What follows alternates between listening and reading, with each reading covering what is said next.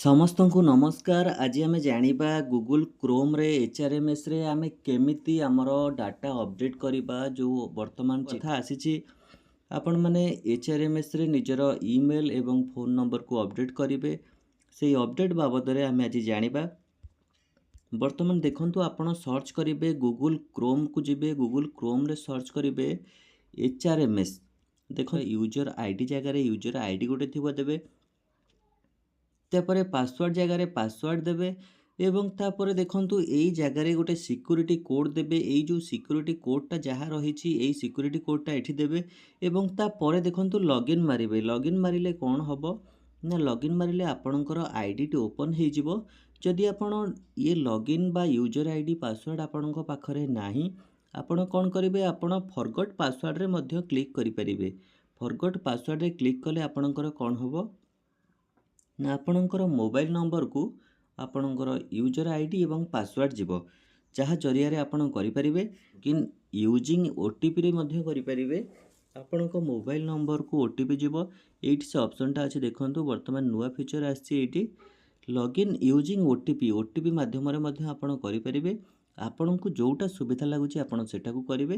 ପ୍ରଥମେ ଆମେ କ'ଣ କରିବା ନା, ଆପଣ ଲଗ୍ଇନ୍ ୟୁଜର ଆଇଡ଼ି ଏବଂ ପାସୱାର୍ଡ଼ ଦେଇକି ଆମେ ଓପନ୍ ବା ଦେଖନ୍ତୁ, ବର୍ତ୍ତମାନ ମୋର ସେଇ ପେଜ୍ଟି ଓପନ୍ ହେଇଯାଇଛି। ଏଚଆରଏମଏସ୍ର ପେଜ୍ଟି ଓପନ୍ ହେଇଯାଇଛି। ଆପଣଙ୍କ ପ୍ରୋଫାଇଲ୍ ପେଜ୍ଟି ଓପନ୍ ହେଇଯାଇଛି। ଆପଣ ତାକୁ କ'ଣ କରିବେ, ଏଇଠି ଦେଖନ୍ତୁ ଆପଣଙ୍କର ଗୋଟେ ରହିଛି ଆରୋ ମାର୍କ, ଗୋଟେ ଏଇଠି ରହିଛି, ଆପଣ ଏଇଟାକୁ କ୍ଲିକ୍ କରିଦେବେ। ଏଇଟାକୁ କ୍ଲିକ୍ କଲେ କ'ଣ ହେବ ନା, ଏଇ ପେଜ୍ଟି ସ୍ଲାଇଡ୍ ହେଇଯିବ। ତାପରେ ଆପଣ କ'ଣ କରିବେ, ଏଇଠି ଗୋଟେ ଅପସନ୍ ଅଛି ମାଇ ପ୍ରୋଫାଇଲ୍। ଆପଣ ଦେଖିପାରିବେ ଏଇଠି ଗୋଟେ ଅପସନ୍ ଅଛି ମାଇ ପ୍ରୋଫାଇଲ୍। ଏଇ ମାଇ ପ୍ରୋଫାଇଲ୍କୁ ଯିବେ। ଏଇଠି ଦେଖନ୍ତୁ ମାଇ ପ୍ରୋଫାଇଲ୍ ଅଛି।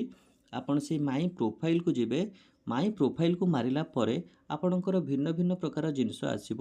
କ'ଣ କ'ଣ ଡାଟା ଆସିବ ମୁଁ ଦେଖାଇ ଦେଉଛି ଆପଣଙ୍କୁ।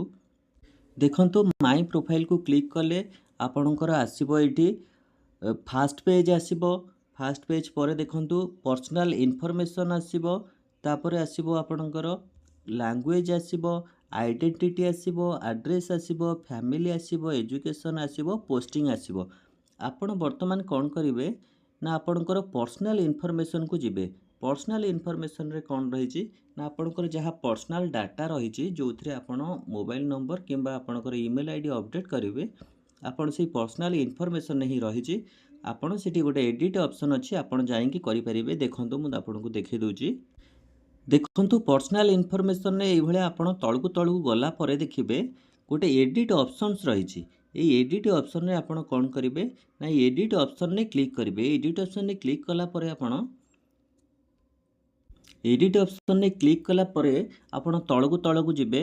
ସେଇଠି ଦେଖିବେ ଆପଣଙ୍କର କାଟାଗୋରୀ ଥିବ, ମାରିଟାଲ୍ ଷ୍ଟାଟସ୍ ଥିବ, ପୋଷ୍ଟ ଥିବ, କ୍ୟାଡର୍ ଥିବ, ପୋଷ୍ଟ ଗ୍ରୁପ୍ ଥିବ, height, blood, declaration, home town, religion, domicile, ଆପଣଙ୍କର ପର୍ସନାଲ୍ ଆଇଡେଣ୍ଟିଫିକେସନ୍ ମାର୍କ ଥିବ, ଆପଣଙ୍କର ମୋବାଇଲ୍ ନମ୍ବର ଥିବ, ଇମେଲ୍ ଥିବ। ବର୍ତ୍ତମାନ ସୂଚନା ରହିଛି କ'ଣ ନା, ଆପଣ ଆପଣଙ୍କର ଆଧାର କାର୍ଡ଼ରେ ଯେଉଁ ମୋବାଇଲ୍ ନମ୍ବରଟି ସଂଯୋଗ ଅଛି ବା ଆଧାର କାର୍ଡ଼ରେ ଯେଉଁ ମୋବାଇଲ୍ ନମ୍ବରଟି ଲିଙ୍କ୍ ଅଛି, ସେଇ ମୋବାଇଲ୍ ନମ୍ବରଟି ଦେବେ ଏବଂ ଆପଣଙ୍କର ଇମେଲ୍ ଆଇଡ଼ିଟି ଦେବେ।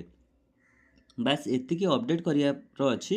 ତେଣୁ ଆପଣ କ'ଣ କରିବେ ନା, ଯାହା ମୋବାଇଲ୍ ନମ୍ବର ଜାଗାରେ ମୋବାଇଲ୍ ନମ୍ବର ଲେଖିଦେବେ, ଇମେଲ୍ ଜାଗାରେ ଇମେଲ୍ ଲେଖିଦେବେ। ତାପରେ ଆପଣ କ'ଣ କରିବେ ନା, ଏଇଠି ଯେଉଁ ସେଭ୍ ଅପସନ୍ଟି ରହିଛି, ଆପଣ ସେ ସେଭ୍ ଅପସନ୍ରେ କ୍ଲିକ୍ କରିଦେବେ। ସେଇ ସେଭ୍ ଅପସନ୍ରେ କ୍ଲିକ୍ କରିଦେଲା ପରେ ଆପଣଙ୍କର ଡାଟାଟି ଅପଡେଟ୍ ହେଇଯିବ। ଆପଣଙ୍କର ମୋବାଇଲ୍ ନମ୍ବର ଏବଂ ଆପଣଙ୍କର ଯେଉଁ ଇମେଲ୍ ଆଇଡ଼ି ଅଛି ସେଠି ଅପଡେଟ୍ ହେଇଯିବ। ଅପଡେଟ୍ ହେଇଗଲା